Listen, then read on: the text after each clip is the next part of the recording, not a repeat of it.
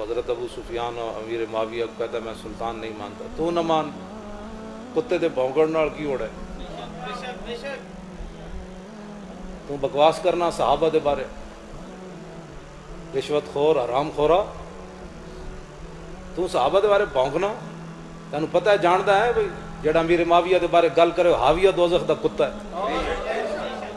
اور ساڑھے بزرگاں نے لکھیا، حضرت امام ربانی مجدد الفسانی نے لکھیا، آپ نے فرمایا اویس کرنی تابعین میں سے سب سے افضل ہے۔ آپ نے فرمایا کہ اویس کرنی خیر التابعین ہونے کے باوجود واشی بن حرب کے پہلے مقام کو چھو بھی نہیں سکے۔ یہ علماء بیان کریں، واشی بن حرب وہ صحابی ہیں جنہوں نے امیر حمزہ کو شہید کیا، قاتل کبھی بھی نہیں کہنا، قاتل کیوں کہنا ہے آپ تو شہید، امیر حمزہ کو انہوں نے شہید کیا، رسول اللہ نے معاف کر دیا، اور کون ہوتا ہے؟ بات ختم ہے۔ امیر حمزہ کو انہوں نے شہید کیا، فتح مکہ والے دن وہ دوڑ گئے، تو کسی نے کہا کہ چھپتے چھپاتے، انہوں نے کہا حضور کے پاس چلا گیا، حضور نے معاف کر دینا، چھپ چھپا کے پھر حضور کے سامنے آ گئے، فرمایا آپ نے میرے چچا کو شہید کیا؟ کہا جی میں نے۔ فرمایا تو نے میرے چچا کا جگر کلیجہ نکالا؟ کہا جی میں نے نکالا۔ فرمایا معافی ہو گئی، آج کے بعد میرے سامنے نہیں آنا۔ یہ وہ صحابی ہیں حضرت واشی بن حرب جنہوں نے صرف ایک بار چہرہ مصطفیٰ دیکھا ہے، اور حضرت اویس کرنی خیر التابعین ہونے کے باوجود امام ربانی مجدد الفسانی فرماتے ہیں واشی بن حرب کے پہلے مقام کو چھو بھی نہیں سکے۔ گل سمجھ آئیے گا؟ اور عبداللہ بن مبارک سے کسی نے پوچھا، انہوں نے کہا کہ امیر معاویہ افضل ہے یا عمر بن عبدالعزیز؟ عمر بن عبدالعزیز اہل سنت کے نزدیک 5ویں خلیفہ راشد ہیں، یہ ہماری عقائد کی کتابوں میں لکھا ہے، 5ویں خلیفہ راشد ہیں، ان کے دور میں حضرت عمر کا دور واپس آ گیا، لیکن اس کے باوجود عبداللہ بن مبارک سے کسی نے پوچھا امیر معاویہ افضل ہے یا عمر بن عبدالعزیز؟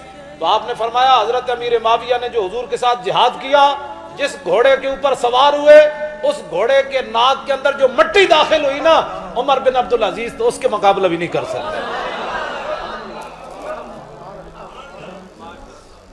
گل کوئی سمجھ آئی؟ خبردار بہت تکلیف ہوئے تو اپنے پیو نو جا کے صحابہ دے بارے ایسی کوئی بات بھی، ہم اہل سنت کو رب نے رکھا ہی اس لیے ہوا ہے، ہمیں بات کرو۔ حضرت سعد بن عبادہ جڑی گل کی تھی یعنی لرزا کے رکھ دیتا، اور عمرہ قضاء کے موقع پر حضور عمرہ کرنے کے لیے تشریف لائے، مشرکین نے حضور کو روک دیا۔ دوسرے سال جب میرے آقا تشریف لائے، میں نہیں پڑھے نرم بات، یہ کدھر پڑھی تو میں نے دکھائے، میں پڑھنے کے لیے تیار ہوں نئے سرے سے اب دوبارہ دین۔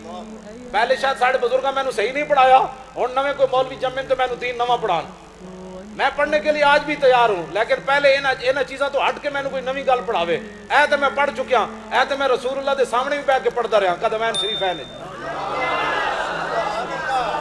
ہاں جی، اے بخاری شریف میں حضور دے قدمین شریف بیٹھ کے تلاوت کرتا رہا، این بنا پڑھتا رہا بیٹھ کے، ایتھے لاہور بھی پڑھی، اتھے بھی جا کے پڑھی۔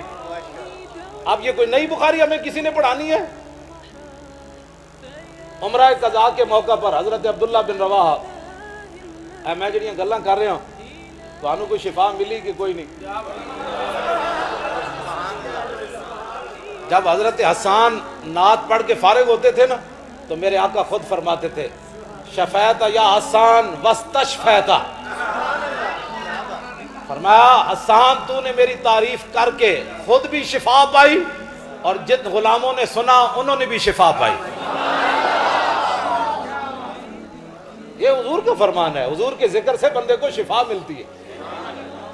آج نئے مولوی نہیں پیدا ہوئے، یہ صدیوں پہلے یہ فیصلے ہو گئے، اس پر میں کسی اختلاف کی طرف نہیں جانا چاہتا، نہ میں نے کبھی بیان کیا ہے زندگی میں، اگر کہیں جا کر میری عقل نہیں جب ان کے بارے میں کوئی بات کر سکتی تو مجھے اتنا ہی رہنا چاہیے جتنا میری عقل ہے۔ بندے نو کلو واللہ پڑھنی بھی نہ آوے تے صحابہ تے اہل بیت دے مسئلے چھیڑ دے۔ ہمیں محبت کا درس ہے، بات سمجھ آئی؟ حضرت امیر معاویہ اور حضرت امام حسن کی صلح ہوگی، بات ختم ہوگی،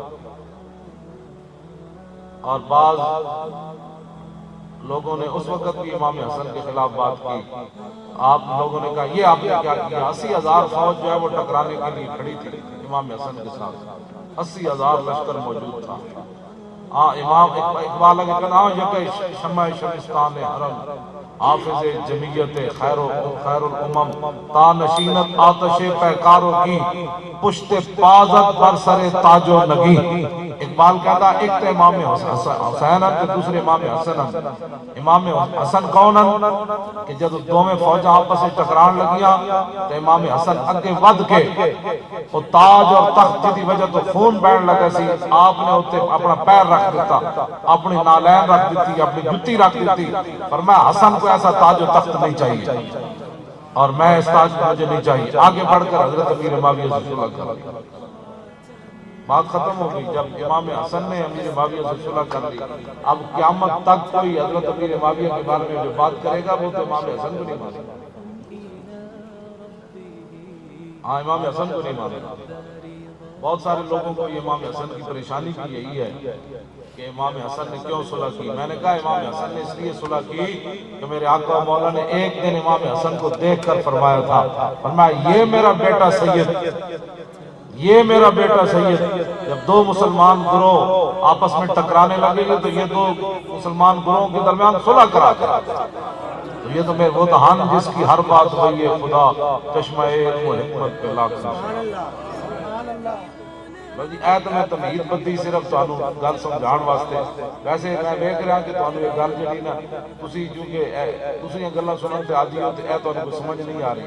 سمجھ بس اتنی بات ہے کہ اے ساڈے بزرگاں نے لکھیا جدوں ساڈیاں تلواراں